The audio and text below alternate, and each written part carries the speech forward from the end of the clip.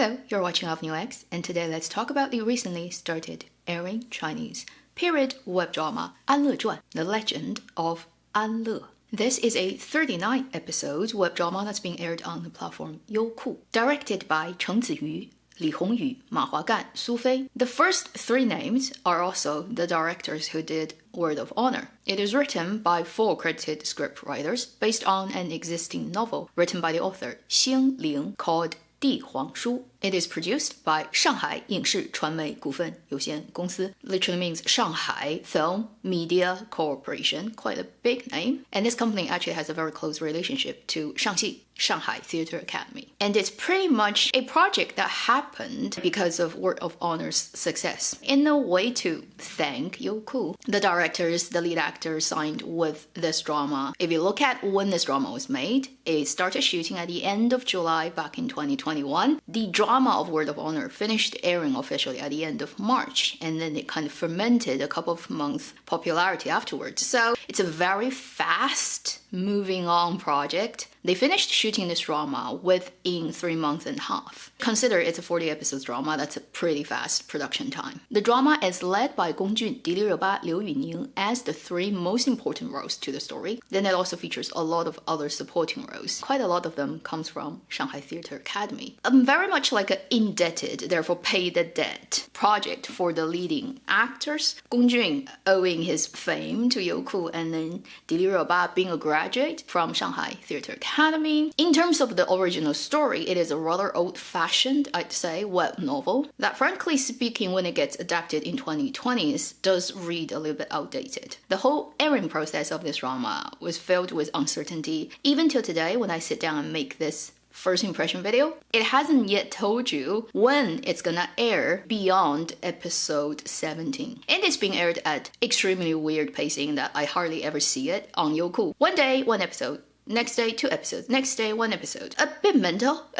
So, there are a lot of rumors on the internet about what is going on with this drama and who are the power behind it that are playing the games, causing weird scheduling, weird promotional strategies, and overall a very strange atmosphere. With all that drama as the background, let's go and talk about the actual drama. At this point, I have watched the first 12 episodes. If I fluff it up, it can hit a 1 gold mine for me. If I am being more honest, it probably is like something about 0.5. For the story, if they keep to the script and original novel, probably the best part of this drama is actually towards the end. The last quarter of the drama, the last 10 or even 8 episodes, are gonna be those things that are at least plot super heavy and torture moment. Usually for drama viewers and psychopaths like us, that's what we want to watch, but you're not gonna see it until very late in this drama. First, quickly tell you what the story is. Our female lead character, Ren Anle, played by Di Liuba, her real name is Di Ziyuan. Her ancestor and the current ruling sovereign emperor family are actually 2 very good friends at the beginning. They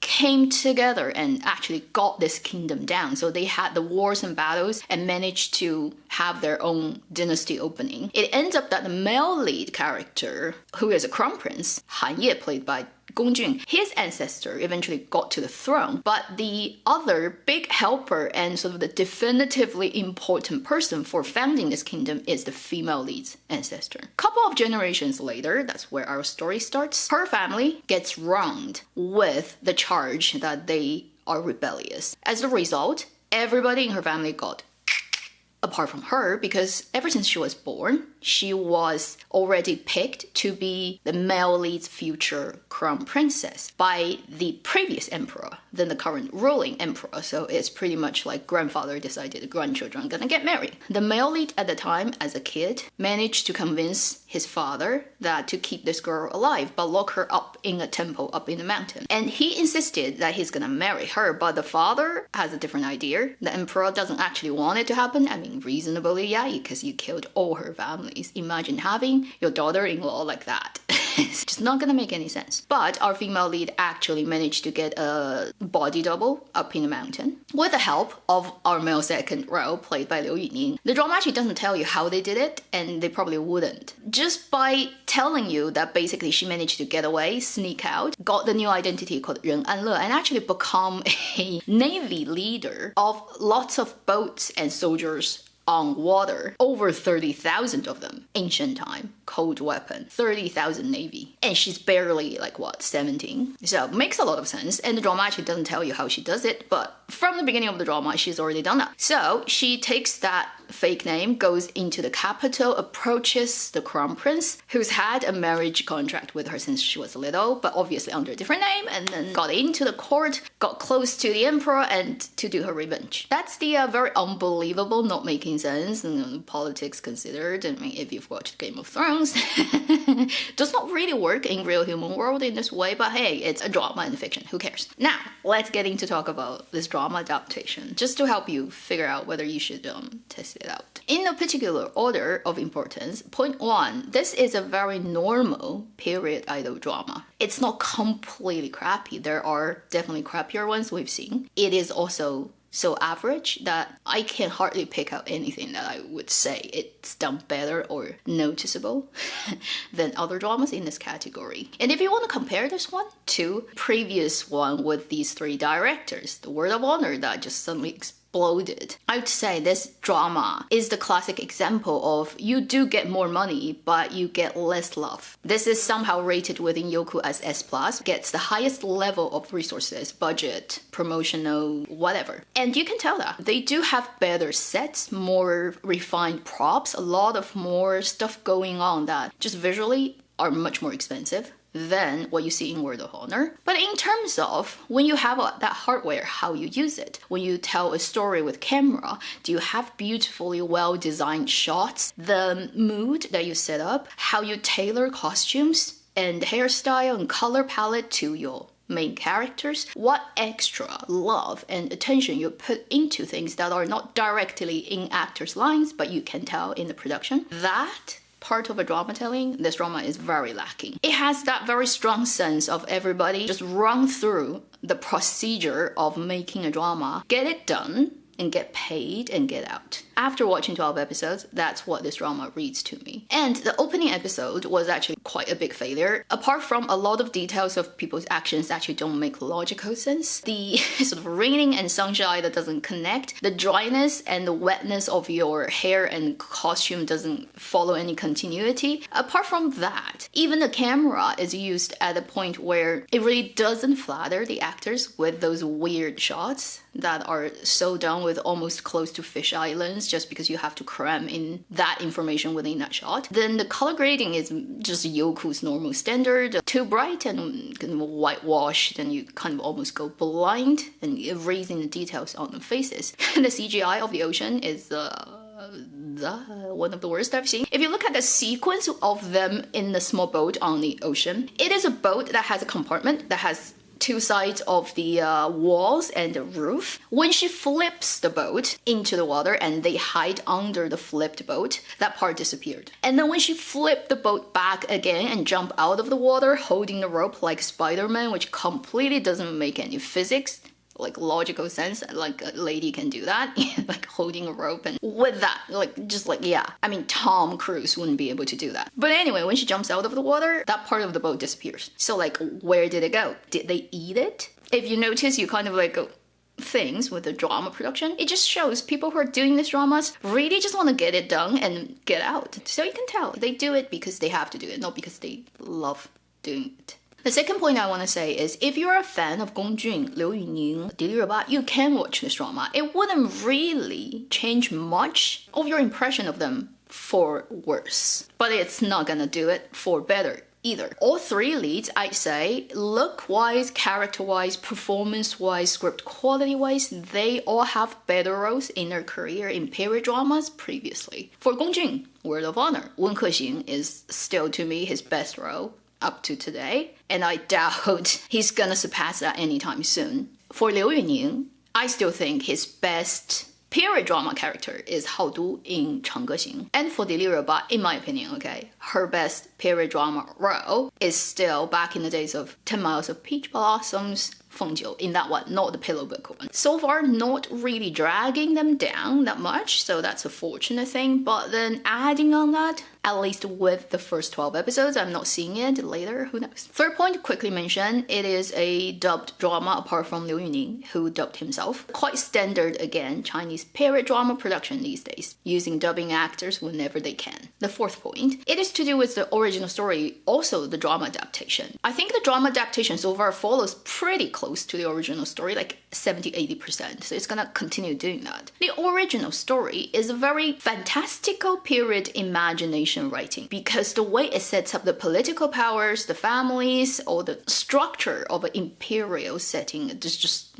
so not make sense for actually how it works in history, in Chinese history. You only can watch it and read it as something for fun, but you cannot take it seriously at all. And I think in the process of adaptation, they even reduced that furthermore. So if you read the book, all the politics is very random, barely making sense. And then once it gets into the drama version, it becomes even more child's play. And you cannot actually, by watching the drama, form a clear idea of how in this fictional space, different positions people hold power, how they influence each other, or what is the normal, expected etiquette and a level of properness that this world has, because it's all floating and it's not settled and it's never being explained. For example, for a female lead who comes to visit the emperor for the first time as the leader of that 30,000 soldiers navy that you don't know how she gets, she is still not having any official title, by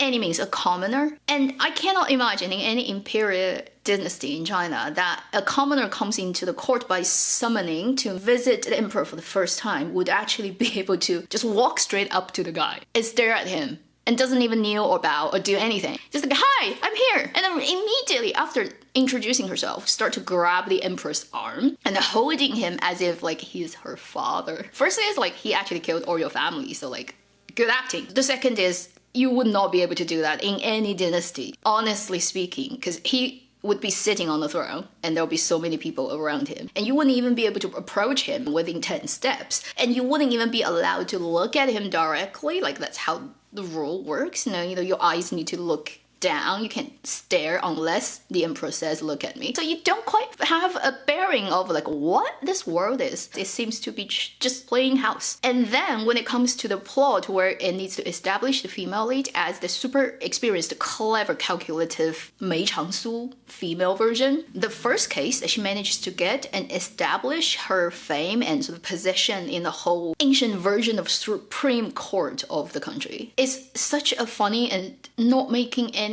sense exam fraud case. I know you're trying to make her look really clever, but what she does and what everybody does is look, there's nothing clever about it. Basically, in terms of being clever, this drama is about 5 ancient detectives away from the Varna Empire. So that I think is the biggest problem of this drama, which is it's based on a material that from the material already is very weak. It kind of gets further reduced once it gets adapted. Final thing to talk about this, I think it's because I was researching this drama. Somehow, you know, these days algorithm and data, I get pushed a lot of stuff with Liu Yuning somehow. I found it's just so funny that he actually got this gig. He called it gig, yeah, playing the male second by accident. During the summer 2021, Rattan was also really popular and hot. That drama succeeded, so Youku held a big banquet at a 5-star hotel. Director called him because he was also working with the director and just tell him to go to the restaurant and join the banquet and have a free meal and sing the song for the drama for them. So he was like, okay, it's a really good hotel and they have really good food, he knows, and he's a chef. And Liu Yuning was a chef for 2 years professionally. Unbelievably. So he went and sang the song, and on the banquet he met the producer from Youku who said, you're actually quite suitable for a drama we're about to make for the male second. Do you want to come in? So that's how he got the role. By watching that video of him telling people how it actually happened, I also got to know that he was a chef. And he's done like quite a couple of really weird jobs before he became a singer and an actor.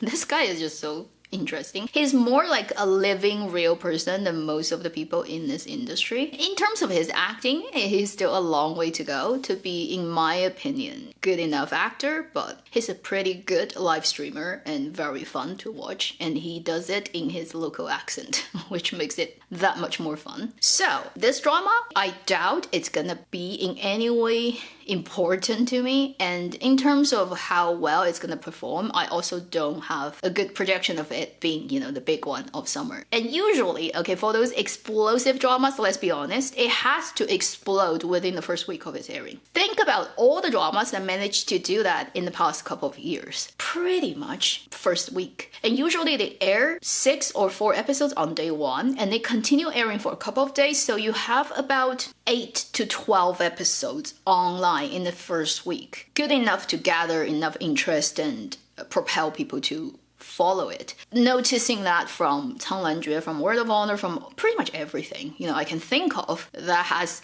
made a mark in the last couple of years. This drama has already finished its first week airing, and so it's not going to be that one this year, okay? But it's not completely useless and pointless. Probably wouldn't make you feel too good or too bad either way. That should conclude my first impression on the drama 安乐传 Legend of Anle.